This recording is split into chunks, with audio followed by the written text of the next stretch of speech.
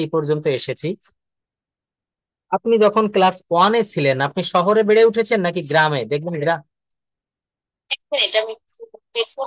অবশ্যই অবশ্যই, ঠিক আছে, হ্যাঁ, হেডফোনটা নিয়ে আপনি একটু ইয়ে করে নেন।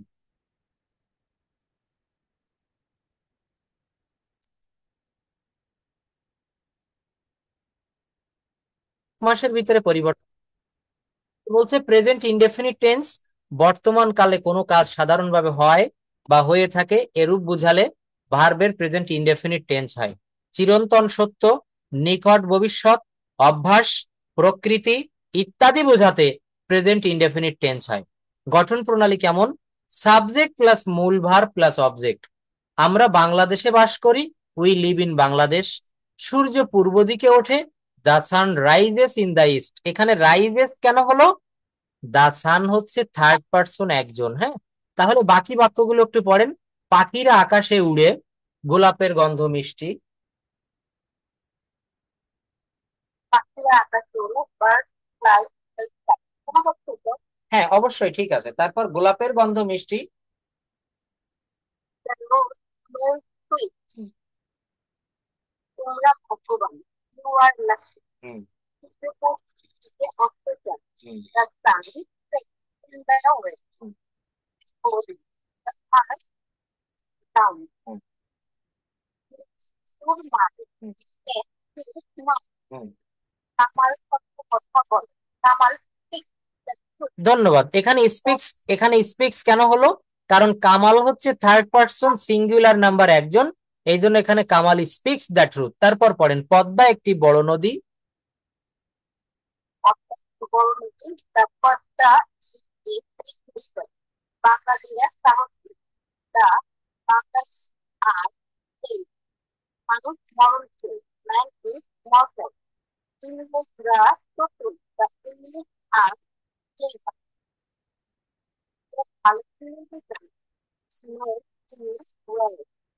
চন্দ্র উজ্জ্বল, দ্য মুন ইজ ব্রাইট। সম্মানিত লোক, অনারেবল ম্যান।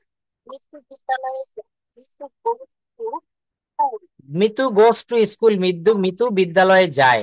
এই বাক্যটাকে আমি যদি নেগেটিভ করি, মিতু বিদ্যালয়ে যায় না, তখন কি হবে? Mitu does not go to school. Mitu কি বিদ্যালয়ে যায়? যখন ইন্টারোগেটিভ করব তখন কি হবে? Thank you. Does Mitu go to school.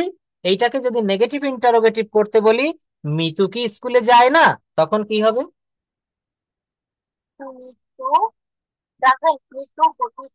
ধন্যবাদ। Doesn't Mitu go to school. তাহলে একটা বাক্যকে আমরা 4 ভাবে করতে পারলাম। অ্যাফার্মেটিভ, সেখান থেকে নেগেটিভ, সেখান থেকে ইন্টারোগেটিভ, সেখান থেকে নেগেটিভ ইন্টারোগেটিভ। এখন এই একটা বাক্য দিয়ে এই যে Mitu goes to school, Mitu does not go to school, ওই বাক্যটাকে আমি বিভিন্ন ক্লাসে আপনাদেরকে অনেকবার দেখিয়েছি। এই 30 রকম ভাবে বলা যায়, দেখেছেন না? অনেকবার আপনাদের শীটটা দিয়েছি, হ্যাঁ। এই যে গো ভার্ব দিয়ে করেছি, এটা মনে আছে তো? আমি স্কুলে যাই, আই গো টু স্কুল। আমি স্কুলে যাই না, I don't go to school. আমি কি স্কুলে যাই? Do I go to school. আমি কি স্কুলে যাই না? Don't I go to school. এইবার দেখেন, এটা পাস্ট ফর্মে করেছি। কিসে করেছি বলেন? এটাকে আমি পাস্ট ফর্মে নিয়ে এসেছি। কিভাবে এনেছি? আমি স্কুলে গিয়েছিলাম, আই ওয়েন্ট টু স্কুল। আমি স্কুলে যাইনি, আই ডিড নট। তখন কি হবে? I did not go to school. আমি স্কুলে যাইনি। আমি কি স্কুলে গিয়েছিলাম? Did I go to school. আমি কি স্কুলে যাইনি? Didn't I go to school. আমি কি স্কুলে যাইনি? Didn't I go to school. বাক্যগুলো ভালো করে খেয়াল করবেন, হ্যাঁ। এই শীটটা আমি আপনাকে এখন পড়িয়ে সময় নষ্ট করব না, এইটা আমি দিয়ে দিব। এই একটা ভার্ব দিয়ে, গো ভার্ব দিয়ে 30 রকমের ভাবে কথা বলা যায়। আপনি গো এর পরিবর্তে রাইট ব্যবহার করতে পারেন, পেলে ব্যবহার করতে পারেন, ইট ব্যবহার করতে পারেন, হ্যাঁ, অ্যাজ ইউ লাইক। আপনি যত ভাবে খুশি তত ভাবে বাক্যগুলো ব্যবহার করতে পারবেন। এইবার দেখেন, আমাদেরকে সরাসরি এই জায়গাটা আবার পড়তে হবে। ট্রান্সলেশনের ভিতরে দিয়ে আমাদের ইংরেজি শিখতে হবে। আপনি যখন ছোট ছিলেন দেখেছেন কিনা, আমাদের সময় ট্রান্সলেশন মেথডে ইংরেজি শিখতে হতো, এবং আমি মনে করি ইংরেজি ভাষাটা শেখার এইটা সব থেকে একটা ভালো উপায়। GTM মেথড বলা হয়, GTM, grammar translation method. Mitu স্কুলে যায়, মিতু গোস টু স্কুল। বলেন তো, মুক্তা একটি চিঠি লেখে, এই বাক্যটা কি হবে? মুক্তা রাইটস এ লেটার, কি হবে? A letter. যদি বলা হয় মুক্তা একটা চিঠি লিখেছিল,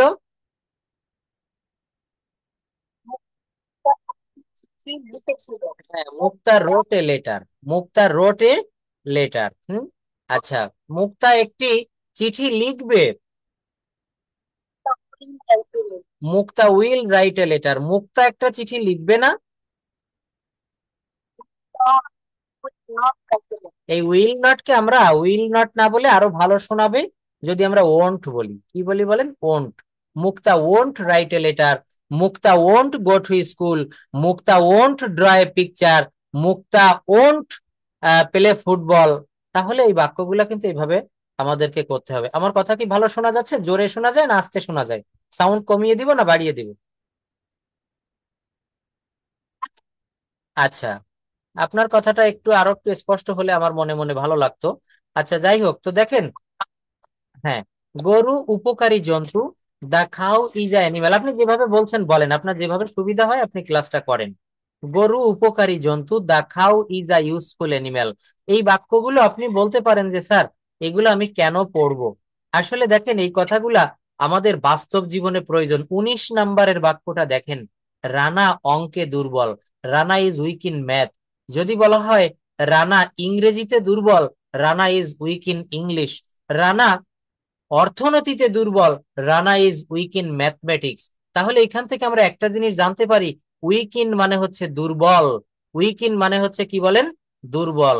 চাকরটি বিশ্বাসী, the servant is faithful, the servant is faithful. ভাইকে ভালোবাসো, লাভ your brother, love your brother, ভাইকে ভালোবাসো। আচ্ছা, এখানে সাবজেক্ট কোথায় গেল একটু বলেন তো? 21 দাগে লাভ ইউর ব্রাদার, এখানে সাবজেক্ট কোথায় গেল? এই বাক্যে লাভ সাবজেক্ট, না ইওর সাবজেক্ট, না ব্রাদার সাবজেক্ট?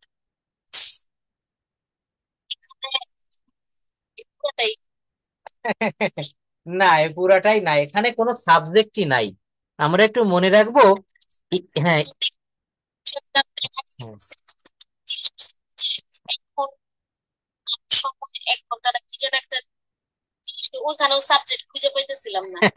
ধন্যবাদ। তো দেখেন, আমি এইগুলা নিয়েই মূলত আপনাকে শিখাবো, এইগুলা নিয়েই কাজ করব, হ্যাঁ।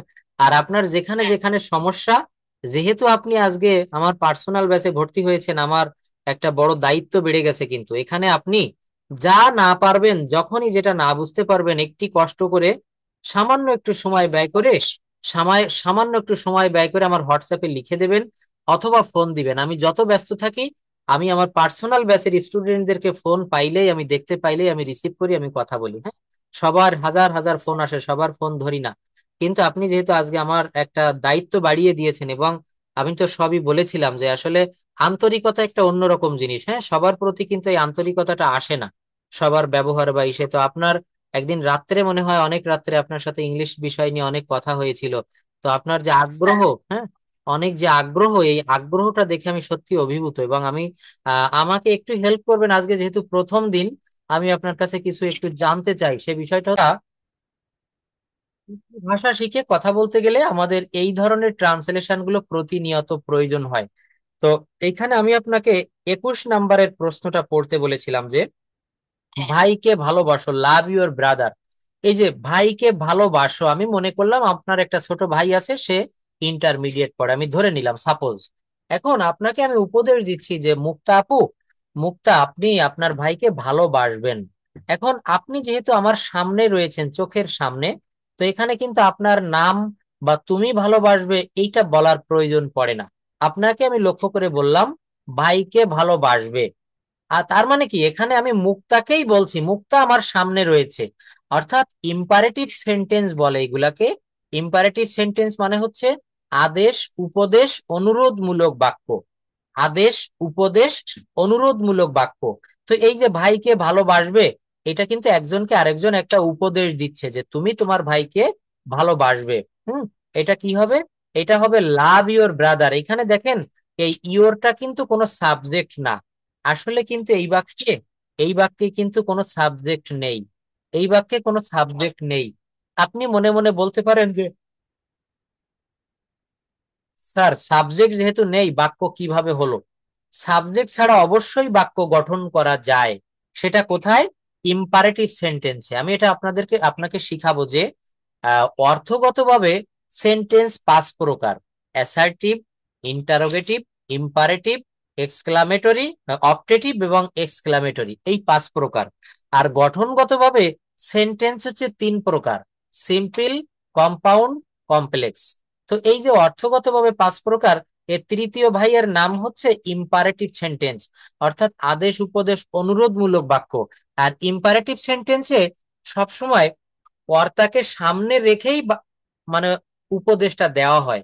যেমন আমি একজনকে বলছি যে রৌদ্রে দৌড়াদৌড়ি করো না। আমার একটা ছেলে হয়েছে, মনে করেন ছেলে খুব দুষ্টু, আমি তাকে বলছি যে রৌদ্রে দৌড়াদৌড়ি করো না। আমি কখন বলছি? ছেলে যখন আমার চোখের সামনে আসে, দেখতেছি যে সে রৌদ্রে দৌড়াচ্ছে, তখন আমি তাকে বলছি যে বাবু, তুমি রৌদ্রে দৌড়াদৌড়ি করো না। তো এইখানে কিন্তু আমার ছেলে আমার চোখের সামনেই আছে, আমি তাকে বলছি যে তুমি রৌদ্রে দৌড়াদৌড়ি করো না। ইউ মানে হচ্ছে তুমি। আর ইম্পারেটিভ সেন্টেন্সে একটা কমন সাবজেক্ট থাকে, সেটা হচ্ছে ইউ। আর এই কমন সাবজেক্ট বারবার কমন নেওয়ার বা লেখার প্রয়োজন পড়ে না। এখানে কিন্তু বাক্যটা দেখেন এরকম হবে: ইউ লাভ ইউর ব্রাদার। এই লাভের আগে প্রথমে ইউ হবে, ইউ লাভ ইউর ব্রাদার। তুমি তোমার ভাইকে ভালোবাসো। কি হবে বলেন? You love your brother, you love your brother. আমি এখানে বলছি যে আমি আপনাকে বলছি যে অঙ্কটি করেন, তার মানে কি? আমি বলছি আপনি অঙ্কটি করেন, you do the sum, you do the sum. মনে রাখবেন সারা জীবন ইম্পারেটিভ সেন্টেন্সে সাবজেক্ট হিসাবে সারা জীবন ইউ বসে। আর যেহেতু একই সাবজেক্ট সব জায়গায় বসে, মানে সকল ইম্পারেটিভ সেন্টেন্সে, এই জন্য ইউটা ওখানে আর দেওয়া লাগে না। এটা মনে মনে আপনাকে বুঝে নিতে হবে। ইউ লাভ ইউর ব্রাদার, এখানে কিন্তু একটা অদৃশ্য রূপে ইউ রয়েছে, সেটা আমরা দেখতে পারবো না। হুম। এরপর দেখেন মা বাবাকে মান্য করো, এটাও ইম্পারেটিভ সেন্টেন্স। আপনি আপনার ছোট বোনকে উপদেশ দিচ্ছেন যে মা বাবাকে মান্য করো, ওবে ইউর প্যারেন্টস, ওবে ইউর প্যারেন্টস। তোমার উচিত তোমার মা বাবাকে মান্য করা, বা তোমার মা বাবাকে মান্য করবে। লোকটি মিথ্যা কথা বলে, দ্য ম্যান টেলস এ লাই। তিনি একজন কৃষক, হি ইজ আ ফার্মার। মৌমাছি ক্ষুদ্র পোকা। আচ্ছা, এইখানে একটু পড়েন তো। এই দেখেন ভোর হয়েছে, এই ধরনের বাক্যগুলো আমরা কিভাবে পড়বো? ভোর হয়েছে, ইট ইজ মর্নিং। তারপর পড়েন সে বুদ্ধিমতী, সে বুদ্ধিমতী, শি ইজ ইন্টেলিজেন্ট। তোমরা খুব চালাক, you are very clever. Jewel একজন সৎ লোক, Jewel is an honest boy. তার দেরি হয়েছে, হি ইজ লেট। কত সুন্দর একটা বাক্য দেখেন, তার দেরি হয়েছে, হ্যাঁ, বা সে দেরি করেছে, তখন বলবেন হি ইজ লেট। লেট, এই ধরনের বাক্যগুলো আমাদের দৈনন্দিন জীবনে প্রয়োজন পড়ে, এবং এগুলো একটু মুখস্থ করে রাখবেন, সেখানে ব্যবহার করবেন। রোববারে এসো, আপনাকে আমি বললাম যে আমি ঢাকায় আসতেছি, আপনার বাসায় বেড়াতে আসবো, সাপোজ মনে করেন। এখন আপনি বললেন যে স্যার আপনি এখন আসবেন না, আমি খুব ব্যস্ত আছি, আপনি রোববারে আসবেন। এটা হবে কাম, কাম অন সানডে। কাম না, এটাকে আমরা ইয়েটা দেখাবো, উচ্চারণ যেটা আমরা প্রোনাউন্সিয়েশনের ইয়ে দেখাবো। কাম বলা যাবে না, সি কে বলতে হবে খ, খাম। খাম অন সানডে, খাম অন সানডে। ডে কে আমরা ডেই বলবো, হ্যাঁ, ডে কে ডেই বলবো। কিছুক্ষণ অপেক্ষা করো, আপনি এক জায়গায় একজনকে নিয়ে গিয়েছেন বেড়াতে, তো সে বাড়ি যাওয়ার জন্য খুব ব্যস্ত হয়ে পড়েছে, আপনি তাকে বলছেন আর কিছুক্ষণ অপেক্ষা করো, ওয়েট ফর সাম টাইম, অথবা wait for a while, wait for a while. তারপর পড়েন ইহার একটি লেজ আছে, ইহার একটি লেজ আছে, it has a tail, tail, হ্যাঁ, এর একটি টেইল। এর একটি শার্ট আছে, হি হ্যাজ এ শার্ট। পিঁপড়ার 6টি পা আছে, দ্য অ্যান্ট হ্যাজ 6 legs। আর মার্কিনরা ধনী, দ্য আমেরিকানস আর রিচ। বাঙালিরা বাংলাদেশ আর active। কাক কুৎসিত পাখি, the crow is an ugly bird. The crow is a ugly bird, কাক একটি কুৎসিত পাখি। যদি বলি কাক একটি কুৎসিত পাখি নয়, The crow is not an ugly bird. কাক কি একটি কুৎসিত পাখি? যদি আমি প্রশ্নবোধক করি তখন কি হবে? Is the crow an ugly bird? Is the crow an ugly bird? একজন বলছে হ্যাঁ কাক একটি কুৎসিত পাখি, কি হবে? Yes, crow is an ugly bird. Ugly bird. আমরা প্রথমে কিছু সাবজেক্ট শুনবো বা শিখবো, যেমন আই মানে আমি, ইউ মানে তুমি, হি মানে সে, উই মানে আমরা, দে মানে তারা, হু মানে কে হবে বলেন তো? হু, মানে কে? হু মানে কে। যদি বলা হয় কারা, তাও হু হবে। তাও হু হবে। হু মানে কে, আবার হু মানে কারা। আপনার তো বেসিকটা ভালো আছে। তারপর বলেন তো, যদি বলা হয় আই মানে আমি আর এম মানে হই, তাহলে আমি হই কি হবে? তুমি হও, What সে হয়, তারা হয়, they আমরা হই, are আমরা হই ছাত্রছাত্রী, students, আমরা হই শিক্ষক, teacher, আমরা হই ডাক্তার, are doctor, আমরা হই ইঞ্জিনিয়ার, আমরা ভদ্র, polite, polite, we are polite. হ্যাঁ, আমাদের এগুলো জানতে হবে, যা যা যা যা পড়াচ্ছে এগুলো শিট দিব। আমরা স্মার্ট, আমরা সৎ। কি বসালেন এখানে? Subject and we. সাবজেক্ট হচ্ছে উই। honest হবে না? উই আর অনেস্ট না, এখানে অ্যান দিতে হয় যদি বলা হয় সে একজন সৎ মানুষ, he is an honest man. কিন্তু এখানে বলছে আমরা সৎ, এখানে অ্যান দিলে তো একটি হয়ে যায়, আমরা একজন সৎ এটা হয় না। এটা আই দিতে পারেন, I am an honest, I am an honest man. আচ্ছা, হ্যাঁ, ইয়েস, এ অথবা এ মানে একটি, অ্যান মানেও একটি। এ মানে একটি, আবার অ্যান মানেও হচ্ছে একটি। হ্যাঁ, বলা হচ্ছে আমি ছিলাম, আই ওয়াজ, কি হবে? আমি ছিলাম, I was. তুমি ছিলে, Was, you were, you were, you were. তারা ছিল, they were, আমরা ছিলাম, we were, তারা ছিল, they were, তারা ছিল না, they were not. They were not, অথবা ওয়ারেন্ট। শর্ট ফর্মে কন্ট্রাকশনে বলবো ওয়ারেন্ট, ওয়ারেন্ট। হ্যাঁ, এরপর ফিউচারে যদি বলি আমি হব, হব, I will I will be, be মানে হওয়া, আই উইল বি আমি হব। আমি ডাক্তার হব, be a doctor. আমি ইঞ্জিনিয়ার হব, I will be an engineer. কারণ ইঞ্জিনিয়ার লিখতে গেলে প্রথমে এখানে ই আসছে, ইটা হচ্ছে ভায়োলের একটা বংশ। I will be an engineer. আমি একজন আইনজীবী হব, A lawyer. I will be a lawyer, অথবা I will be an advocate. হ্যাঁ, মনে রাখতে হবে এটা। আচ্ছা, তাহলে এখানে আমরা সাবজেক্ট শিখেছি, আর কিছু ভার্ব, সরি কিছু অবজেক্ট নিয়েছি বা এক্সটেনশন অবজেক্ট। হ্যাঁ, আই অ্যাম আমি হই, আমি হই একজন ছাত্র, I am a student, I am a doctor. একটা দিয়ে অনেকগুলো বাক্য তৈরি করা যায়। যাই হোক, তো এইখানে আমরা এই ট্রান্সলেশনের শীট আমি এটা দিয়ে দিব ক্লাস শেষে, এইগুলো আপনি পড়বেন। আমি রিক্সা স্কুলে যাই, I go to school by rickshaw. এখানে রিক্সার আগে বাই বসেছে। হ্যাঁ, ওকে, ঠিক আছে।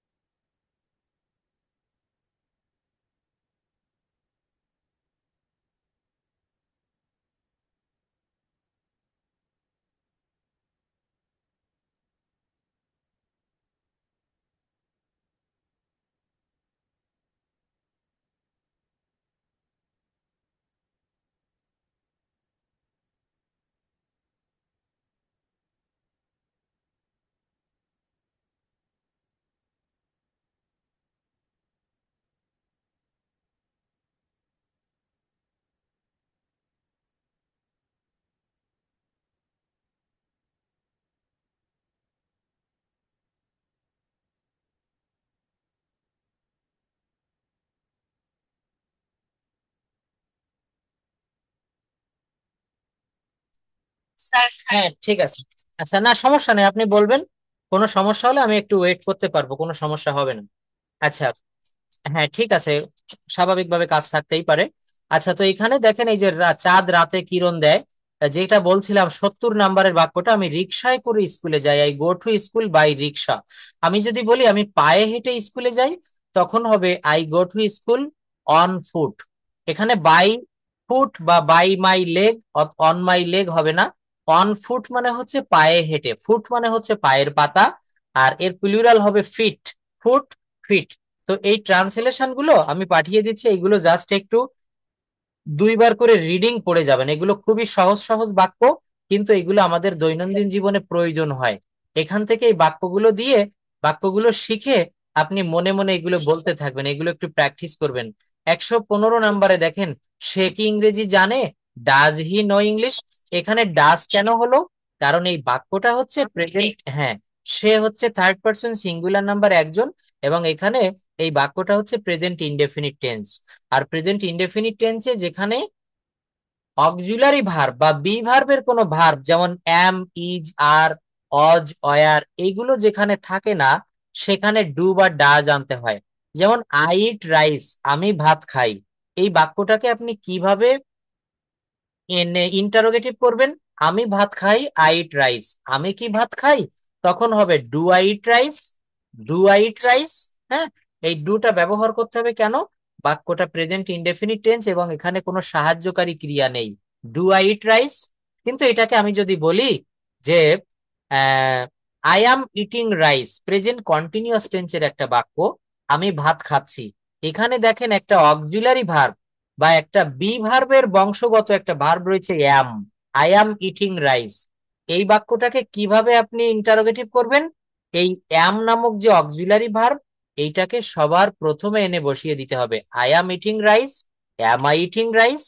অর্থাৎ আই অ্যাম ইটিং রাইস, আমি ভাত খাচ্ছি, আর আমি কি ভাত খাচ্ছি? Am I eating rice, am I eating rice. হুম, এটা একটু মনে রাখবেন। আচ্ছা, যাই হোক, এখানে অনেক প্রেজেন্টেশন, সরি, ট্রান্সলেশন আছে, এইগুলো একটু করবেন। এখন আমি আপনার কাছে একটু জানতে চাইবো যে আমি কিভাবে এটা শুরু করলে আপনার বেশি উপকার হয়।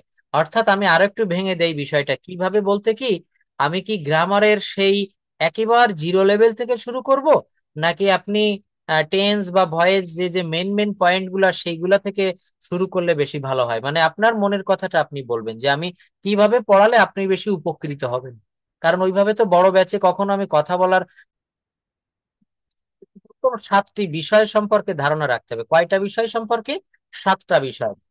এই 7টা টপিকস নিয়ে আমরা একটু প্রথম থেকে আলোচনা করব। তো 7টা বিষয় কি কি? প্রথমে শিখবো হচ্ছে সেন্টেন্স। কি শিখবো বলেন? প্রথমে শিখবো হচ্ছে সেন্টেন্স, মানে হচ্ছে বাক্য। হুম, এরপরে দ্বিতীয় নম্বরে শিখবো সেন্টেন্স কম্পোনেন্ট, বাক্যের উপকরণ। হ্যাঁ, দেখবেন আমি আমার ডেস্কে, আমার টেবিলে বসে পড়াচ্ছি, এখানে ল্যাপটপ রয়েছে আমার সামনে, ওয়েবক্যাম ক্যামেরা রয়েছে, কিবোর্ড রয়েছে, বক্স আছে, মাউস আছে। আমার পড়াতে গেলে যে যে ইনস্ট্রুমেন্ট গুলো লাগে, কম্পোনেন্ট মানে হচ্ছে উপাদান, সেইগুলো নিয়েই আমি পড়াতে বসেছি। দেখবেন মায়েরা যখন তরকারি রান্না করে, তখন কিন্তু মনে করেন আমি এখন কাঁচকলা দিয়ে, হ্যাঁ, গ্রিন ব্যানানা দিয়ে সব তরকারি রান্না করব, অথবা পটল দিয়ে রান্না করব। তো পটল লাগবে, আমি যে মাছটা দিয়ে রান্না করতে চাই সেই মাছ লাগবে, পানি লাগবে, তারপর জিরা লাগবে, হলুদ লাগবে। প্রয়োজনীয় যে ইনগ্রিডিয়েন্টস বলা হয় ইংরেজিতে, যে উপাদান, এগুলো আমাকে গুছিয়ে নিয়ে তারপরে রান্না করতে বসতে হবে। তো আমাকে ভাষাটা শিখতে গেলে সর্বপ্রথম আমার কি কি লাগবে, সেই জায়গাগুলোকে বলা হচ্ছে সেন্টেন্স কম্পোনেন্ট, অর্থাৎ বাক্যের উপকরণ। তো বাক্যের উপকরণ বলতে মেইনলি লাগে হচ্ছে সাবজেক্ট, ভার্ব, অবজেক্ট। কি বলে বলেন? Subject, verb, verb, object. তো আমরা অবজেক্ট বলবো না, এটাকে বলবো হচ্ছে এক্সটেনশন। এক্সটেনশন, হ্যাঁ। তো এরপর তৃতীয় নম্বরে ভালো করে যেটা শিখবো সেটা হচ্ছে parts of speech. Parts of speech না জানলে ইংরেজি ভাষাটা কিন্তু কিছুই বোঝা যায় না।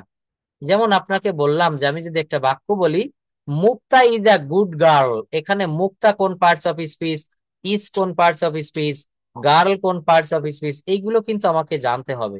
দেখবেন আপনার মনে করেন একটা মোবাইল ফোন আছে, স্যামসাং বা আইফোন, এটা নষ্ট হয়ে গেল।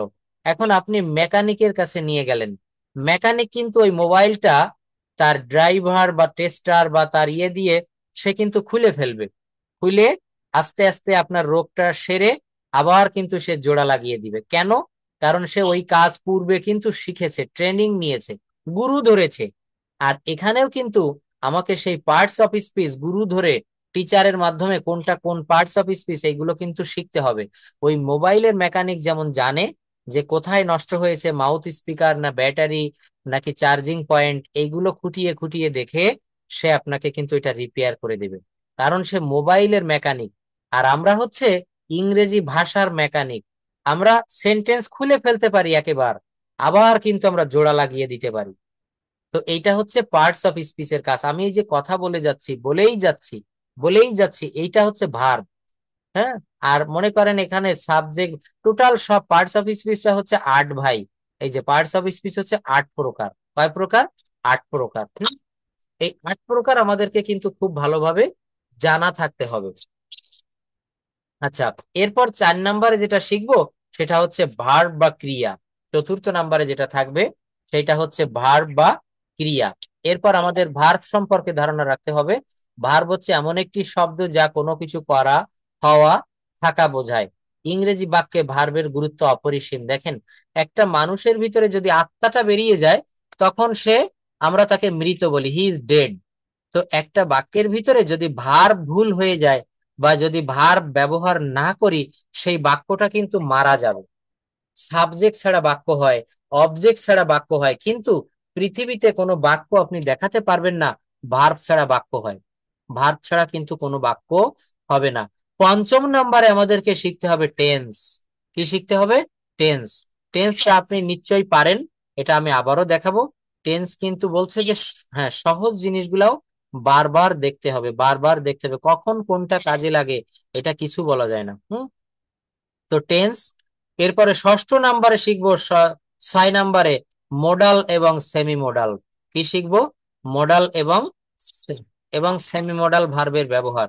ইংরেজি ভাষায় 2 ধরনের অক্সিলারি ভার্ব আছে। একটি হচ্ছে প্রাইমারি অক্সিলারি ভার্ব, যে ভার্বগুলো টেন্সের বিভিন্ন স্ট্রাকচারে ব্যবহৃত হয়। অন্যটি হচ্ছে মডাল অক্সিলারি, যারা নিজেরাই আলাদা ক্যাটাগরির কিছু বাক্য তৈরি করে থাকে। শুধুমাত্র টেন্সের ব্যবহার শিখে ইংরেজিতে মনের ভাব প্রকাশ করা যায় না। যেমন আমি যদি বলি আই ইট রাইস, এটা প্রেজেন্ট ইনডেফিনিট টেন্সের একটা বাক্য, এর বাংলা হচ্ছে আমি ভাত খাই। কিন্তু যদি এটাকে বলি যে আমি ভাত খেতে পারি, আমি ভাত খাই আর আমি ভাত খেতে পারি দুইটা দুই রকম বাক্য।